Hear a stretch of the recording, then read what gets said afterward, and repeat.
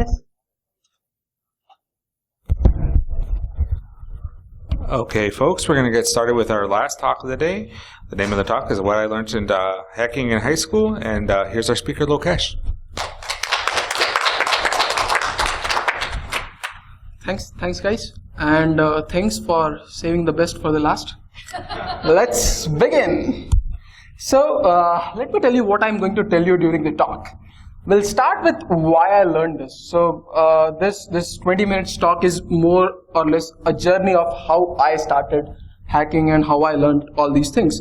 And I'll cruise you through how I created the lab environment, what did I learn, how you can learn, some of the opportunities we can talk, and finally we'll end this with conclusion. So something about me. Currently I'm working as a security engineer at Cisco. Recently graduated from Northeastern University, Boston. Sometimes I blog, and this is my handle. And if you have any questions, you can reach me at my email address as well.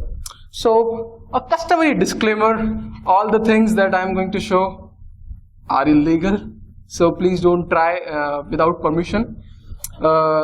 This is strictly a violation of federal and sometimes state laws to try out these tools and techniques on resources where you don't have permissions. So please get a written permission for that. And yeah, and I will not assume any responsibilities of anything, me, neither my mentor or this conference. So let's start with why learn this. Why hacking? So before begin talking about hacking, let's delve into something called as pen testing. This is a cool definition from NIST.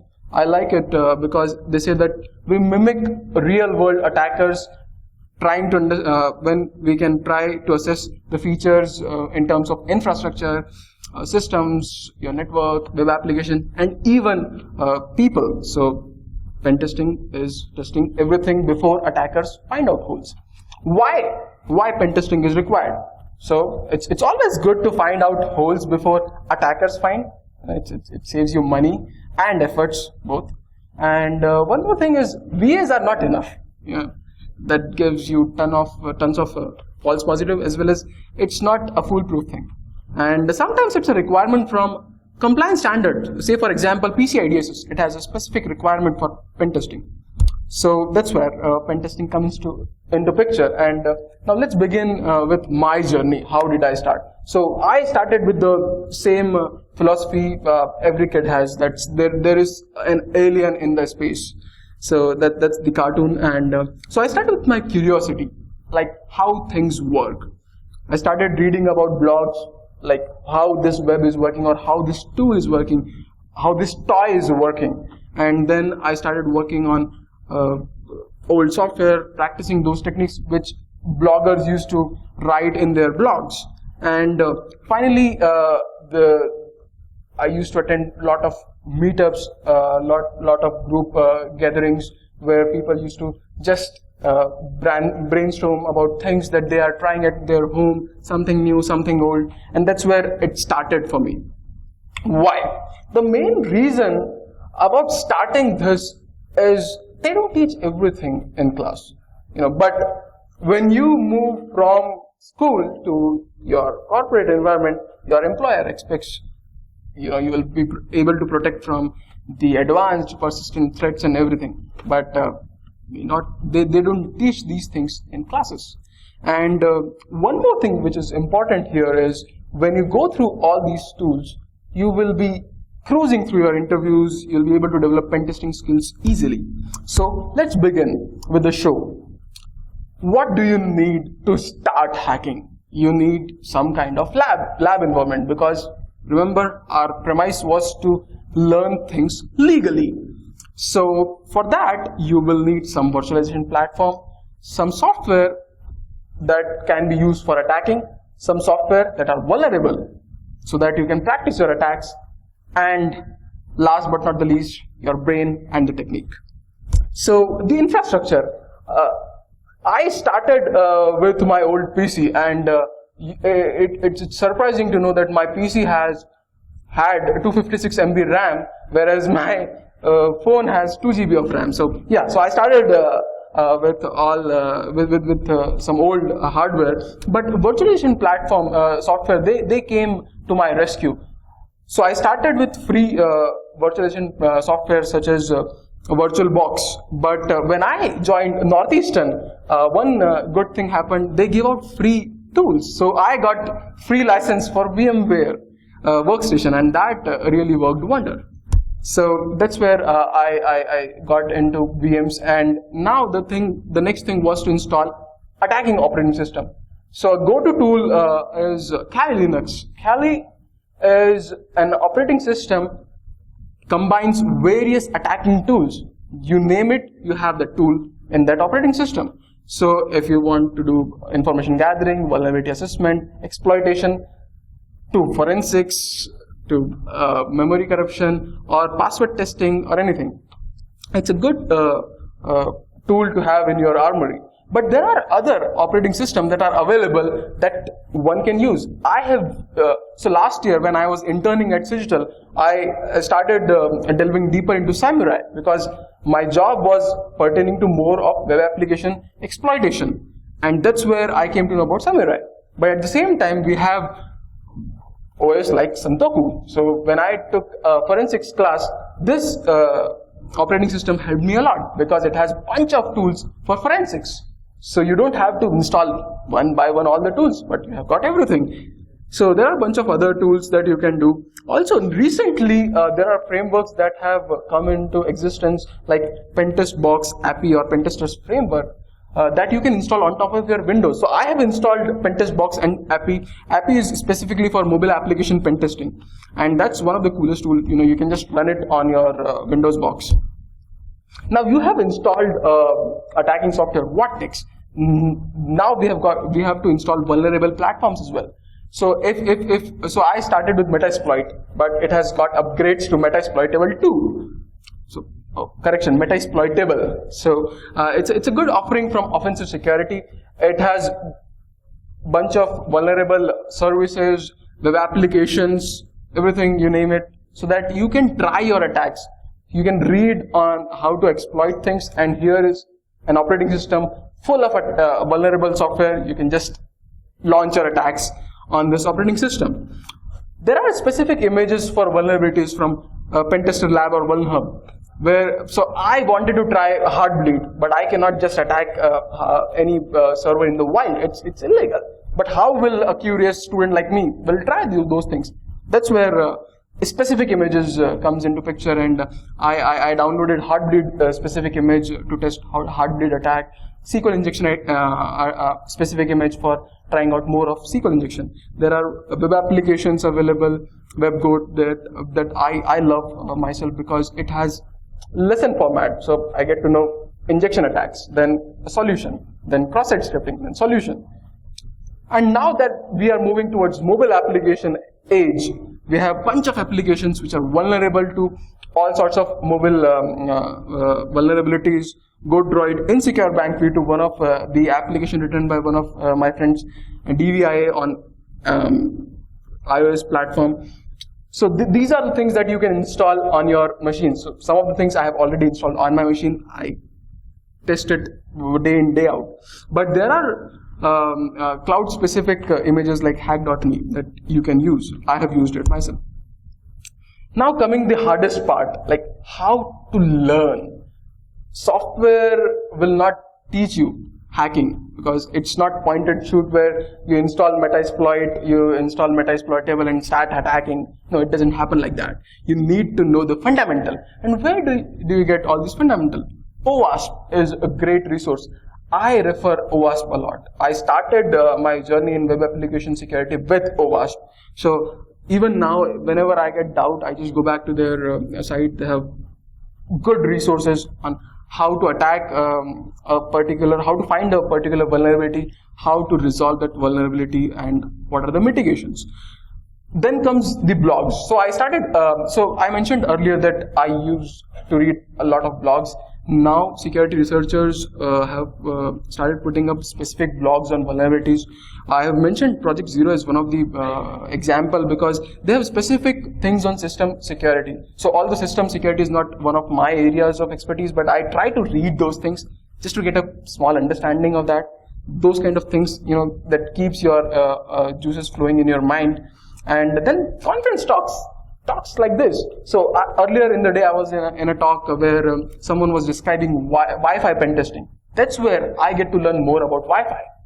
So attending these kind of talks helped me a lot in learning. And finally, online courses. So no matter if you are not able to get into a school or college for a specific course, but there are websites available, targets only on software security, or Udemy has courses on SQL injection, cross-site scripting. So you can attend those kind of courses to get more information. But this is not enough.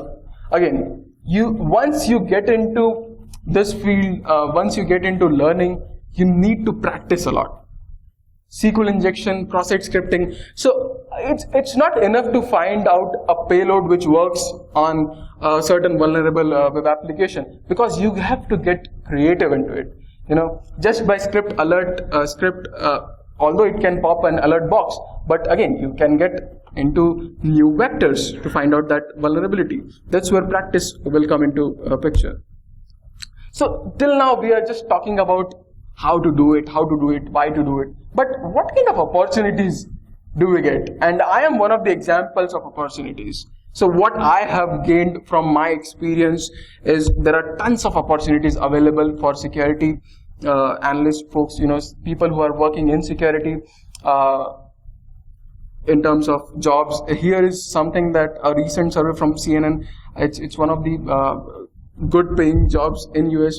And but it's trickier, the recruitment. So if you are going through the path where you are learning the concepts, building a fundamental from sites like OWASP, trying out things on your own, then you are on right track. But if you think you are just trying to hack a company to get into that as a security analyst, that's not the right way. That will put you behind the bars. So nowadays companies are getting more hands-on. So last year when I was giving my interviews, most of the companies they have put up a vulnerable website. So what they wanted from the candidates is to attack that site and get as much as vulnerabilities and report it in a format that a pen tester will report. So those kind of things are getting into industry, more hands-on. It's not about theoretical, and that's where all the learning will help you. So what else we can do, and what else I rely on to learn my skills? The next thing is war games and capture the flag competitions. As you can see outside this room, we have a capture the flag competition going on. There are new techniques, new vulnerabilities that are being the participants will be exposed to. So one of the things that I'm mentioning here is over the wire. So it's good that you are able to attend the conference and participate in CTF. But if you are not able to attend the conference, what will you do? So over the wire has bunch of challenges based on web application, SSH or other things. You can just try out those things and learn things. I personally like over the wire because I have tried their web app challenge, and they have good levels like 1, 2, 3, where you start from basic and then go to advanced stage. The other thing I do a lot is online challenges.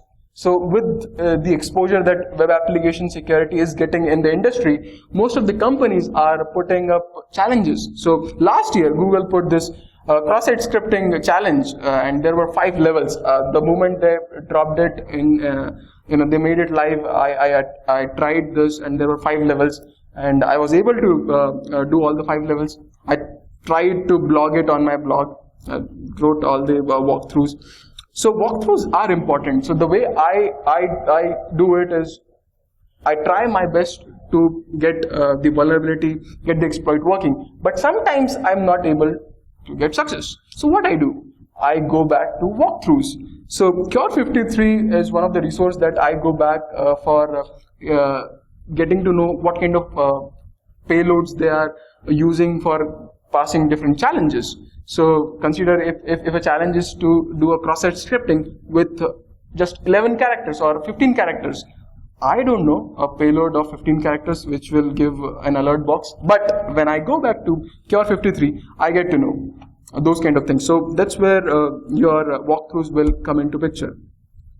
Now shifting gears again. So you have gained a lot of knowledge. If you are following with me, I am cruising from starting like I started with my curiosity, then I created a lab, then I practiced challenges in open environment in cloud. But now what? I stumble upon 0 days. I stumble upon web application vulnerabilities. How to deal about that?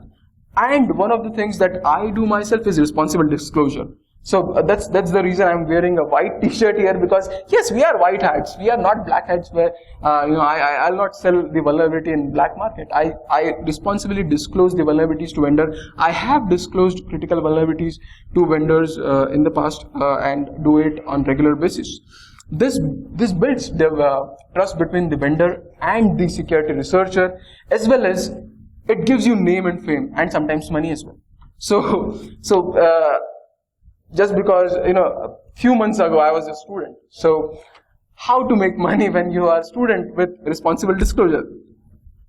Bug bounties. So CTFs are cool, but they don't pay you money, and that's where bug bounty comes into picture. Your responsible disclosure will not only gives you name and fame, but also money. So I started my stint in bug bounty more than a year ago, and I responsibly disclosed vulnerabilities to sites like Sony, Prezi, Eventbrite, and recently, 2 days ago, I disclosed a vulnerability to United, although they are still in a phase of triaging it. I'm hoping to get more miles as part of their bounty program, but yes. So I practice my skills on platforms such as Bugcrowd, HackerOne, Synac. I'm part of. I have participated in various bug bounty programs in their platform, where they give an opportunity to researcher like me to try out real attacks on the web application. Now, it is important to know few things, and I'll talk about this. It does not give you luxury to try out anything. So just because a program or a vendor has put up a bug bounty challenge, it doesn't mean you can just scan them left and right. Again, go back to the slide that we started pen testing. The more important thing was scope. You always have to have permission, and scoping is really important. Sometimes, in my experience, what people do, what vendors do is they put very specific things for testing. So like Google, initially they started with google.com, and then they integrated more services into bug bounty program, and recently with all the crazy things happening around Android world, they have put Android into their vulnerability disclosure program. So that's one of the things that I personally think that we need to follow is scope. The other things are always respect the vendor. So another example that I want to share is LastPass. So LastPass started their bug bounty last year. So I reported a few bugs to them, and I totally forgot that I've reported, but they actually fixed those vulnerabilities last month. So it's almost a year. They took almost a year to fix those vulnerabilities that I reported to them. And so I did not take any offense in that, because I respect completely, because I've seen developers making their life a lot of efforts in fixing those vulnerabilities, so I respect them a lot. The other thing that I really watch for, I really recommend is don't copy paste another researcher's report. It's their work. Always give credits, and there are a lot of cool bugs to find. Get creative and find new things. So that's one of the recommendations that I always give, and I try to find out new vectors to do something crazy. Various business logic bugs are still out there to find. So coming to conclusion, I ran very fast. I don't know if I'm like just 15 minutes and I covered everything. But so coming to the conclusion, one of the things that I noted from my experience as a student and now as an employee is rapid skill development is a key to success in security. The landscape is changing in security. Every day we are facing new vulnerabilities. So last week we had a big Android bug. So you have to be hands-on with most of the vulnerabilities. if you don't know how to exploit a bug, you might not be able to put right defense in order to protect your employees from that. So that's where these kind of hacking things will come into picture. And the other thing is, courses, security courses are great, but they don't teach everything in class, and that's not feasible. Also, because my teacher, my professor told me how to do a SQL injection, but he just showed me one way. Yeah, that's fine because he did not have time. But as a student, it's my responsibility to try out different SQL injections and try out how I can extract more data, how I can do it differently. And that's more important here. You don't have to restrict yourself to the class. And the other thing is, it's always good to gain a real experience of exploiting the vulnerabilities instead of just writing it theoretically that yes, there is a side channel attack and that can extract my passwords and everything in 2 million years. So it's always good to have a rationale behind whatever you are recommending. So that's where these all skills will come into picture, and everything has helped me a lot from my journey as a student in Northeastern to my internship in Digital and right now in Cisco. So that's it from my side. These are the references. I'll put all these slides on SlideShare so that anybody can look into it. And any questions? Okay, first off, this presentation, you have this slide.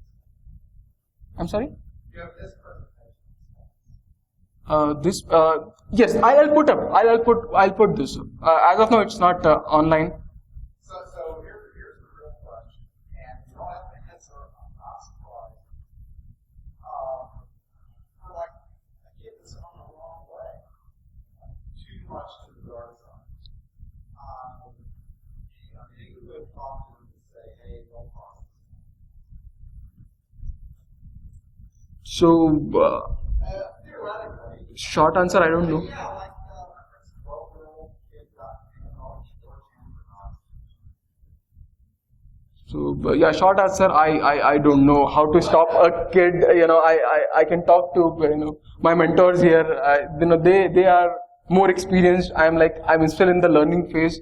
But something that I have learned from my professors is always be on the right side. Like, be responsible in whatever you are doing. And you'll be surprised to know that we have a course, network security practices. We had a course, and we had a specific question that what will you attack? And 4 answers.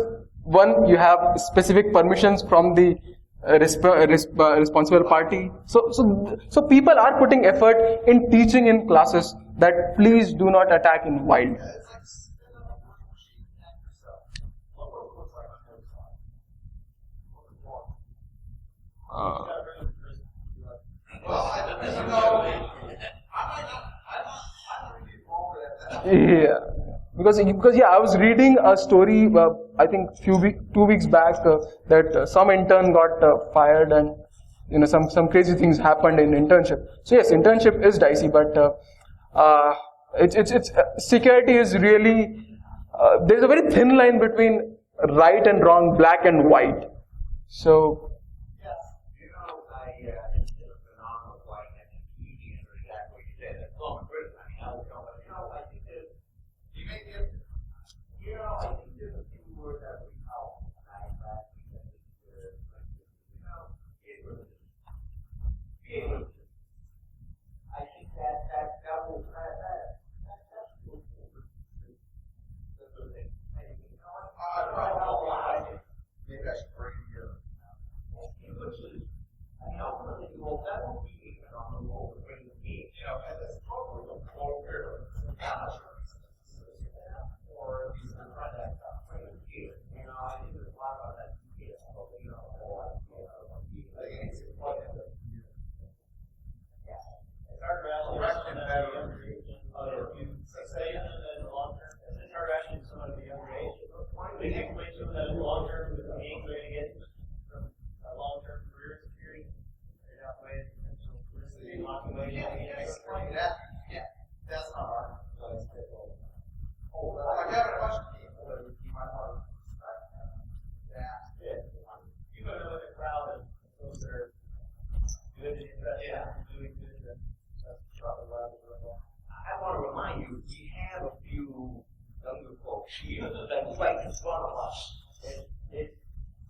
No, they're not assholes. Hey, keep it down. Yeah, but be a good listener. Yeah, thanks. Community is a good answer. Yeah. And that's what I'm seeing in myself. Just people matter. Yeah. Any other question? So, yeah, I want to thank a big thanks to my mentor Ming for being with me for all this time and putting this talk up. And thanks to B-Sides for having me here. Enjoy.